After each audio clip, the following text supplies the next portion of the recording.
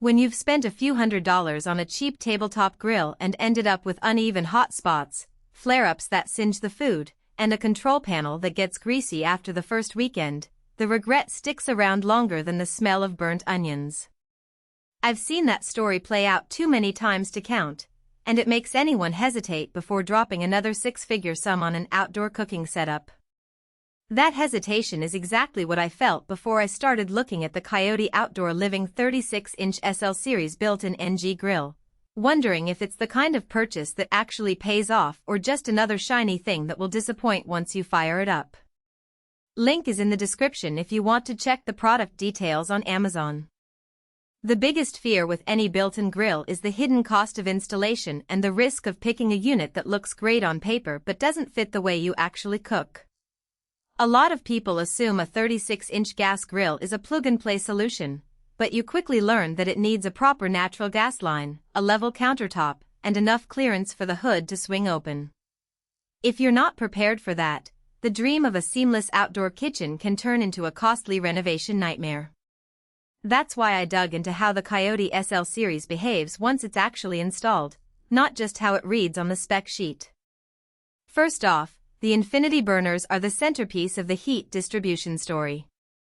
They're not just a marketing buzzword. The burners are designed with a staggered layout that spreads flame evenly across the cooking surface. In practice, that means when I set the grill to medium and laid a slab of ribeye across the grates, the entire piece browned uniformly, without the cold spots you get on cheaper models that force you to constantly rotate the meat. The Rotisserie kit, which comes standard, is another real-world win. I've used it for a whole turkey during a family Thanksgiving, and the motor ran smoothly enough that the bird turned at a steady pace, baste-spooned without any wobble. The Sear burner, sitting off to the side, cranks up to a blistering temperature that's perfect for that quick, crust-forming sear on steaks or burgers, something that's hard to achieve on a standard 3-burner grill. What really surprised me was the integrated Windguard. Outdoor cooking is often at the mercy of a sudden gust, and most grills either flare up or lose temperature the moment a breeze hits.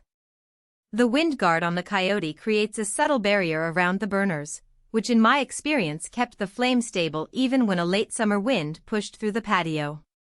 The result was less fuel waste and more consistent cooking, which translates into lower gas bills over time, a hidden value that isn't captured in the headline specs. The control panel is another spot where practicality shines. The knobs have a new gradient light that glows faintly, so you can see the settings at night without squinting. The surface is smudge-proof, so after a night of grilling the panel still looks clean, and wiping it down is just a quick swipe with a damp cloth. The hood, equipped with a spring assist mechanism, pops up and down with minimal effort.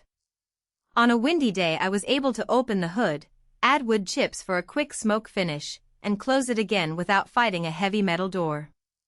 The logo light adds a subtle ambience, casting a soft glow over the cooking area that feels more like a restaurant than a backyard.